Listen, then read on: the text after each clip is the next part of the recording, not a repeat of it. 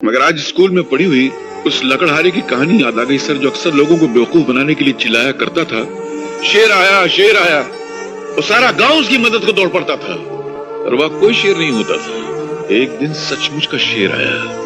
उसने तो बहुत चिल्लाया कि शेर आया, मगर उसकी मदद को तब कोई नहीं आया। वही हाल मेरा भी है आज सर। कल तक मैं झूठ बोलता था तो सारा जमाना विश्वास करता था, और आज मैं सच बोल रहा हूँ तो एक भी इंसान विश्वास नहीं कर रहा है। हालात शेर बनकर मुझे खा रहा है, मगर जमाना मेरी हालत पे मुस्कुरा रहा है।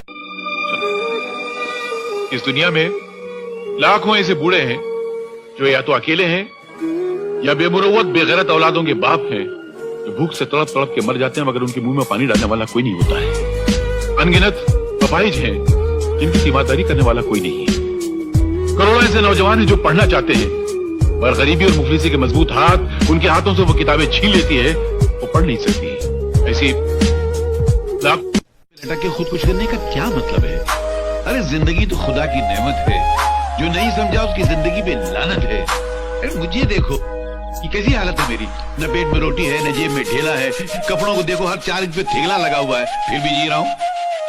लानत है तुम्हारी जिंदगी पर। क्यों? अगर मेरा ऐसा फटा हाल होता तो मैं तो पैदा होते ही फांसी लगा लेता। तुम्हारा हाल तो इस वक्त मुझसे 1000 गुना बेहतर है। अरे साला इस संसार में कौन भिखारी नहीं है, सब भिखारी हैं। हम पेट के भूखे हैं, रोटी के पीछे भागते हैं, इसलिए रोटी की भिखारी हैं। ये साले दौलत के चाहने वाले दौलत के भूखे हैं, इसलिए दौलत के पीछे भागते हैं, दौलत के भिखारी हैं। ये कुर्सी को चाहने वाले वोटों के पीछे भागते हैं, क्योंकि ये वोटों के भिखारी है। अपने मन से देखो तो इस संसार में हर इंसान हर घड़ी किसी न किसी चीज के पीछे भागता रहता है। हर इंसान किसी न किसी चीज का भिखारी है। सब कितना है कि कोई भिखारी जिसकी तकदीर अच्छी होती है वो अच्छाई बटोर लेता है, और जिसकी तकदीर खराब होती है वो बुराई बटोर लेता है। क्या माँ, गाली तो गरम गरम दे रही हो, चावल बासी दे रही हो।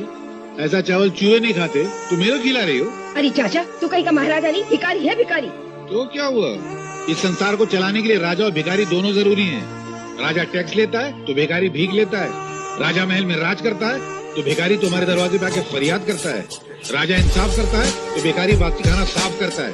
तुम्हारे दरवाजे पे आके अगर मैं भीख मांगता हूँ ना तो तुम मेरे पे एहसान नहीं करती हो, मैं एहसान करता हूँ, मालूम? एक अकेला दुख है जो चेहरे बदल बदल कर इंसान के सीने से चिमटा हुआ रहना चाहता है, मगर इंसान इतना बेवकूफ है कि उस वफादार दोस्त को ठुकरा कर बेवफा सुख की तलाश में भटकता रहता है।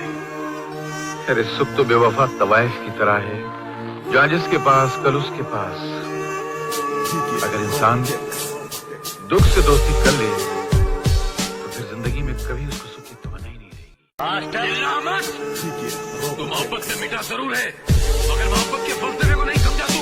बहुत ऊंचा फलसफा है, और मैं यहाँ तेरी शरारतों को रब्बू करने आया था, तेरी बदतमीजों को रब्बू नहीं कर सकता मैं जा रहा हूँ। अरे क्या, मुझे किसी की जरूरत नहीं है।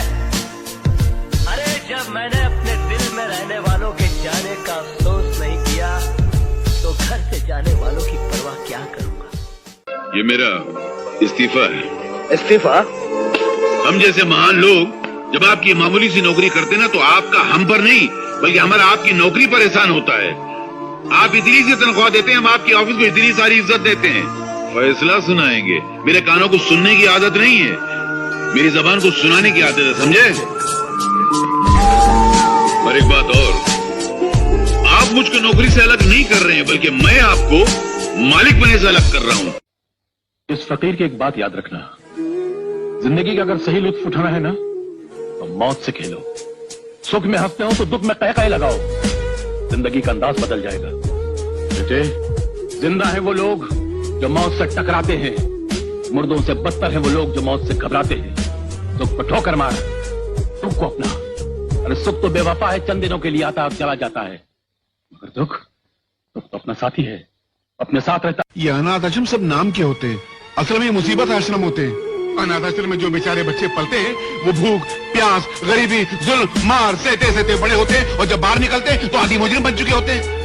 साहब, मैं तो कहता हूँ रुपये में 12 आना जो मुजरिम है वो सब अनाथ आश्रम की पैदावार है। इंस्पेक्टर साहब, आप अपनी इस वर्दी को हटाकर अपने खूबसूरत से दिल से सवाल कीजिए कि ये मासूम, ये छोटा फूल सा मासूम अनाथ आश्रम में पढ़ने के लायक है क्या? हम लोगों ने हिंदुस्तान की आजादी में खून इसलिए बहाया था कि भारत के भविष्य का बोझ उठाने वाले छोटे से मासूम कांधे अनाथ आश्रम में पलकर बड़ा होंगे। कसूर तुम्हारा नहीं है बेटे, मेरा है। मैंने कांटों को इज्जत की जमीन पर बोकर अपने खून से सींचने की कोशिश की थी, पर मैं भूल गया था कि कांटे सिर्फ जख्म दे सकते हैं, खुशबू नहीं दे सकते। जीते रहो बेटा।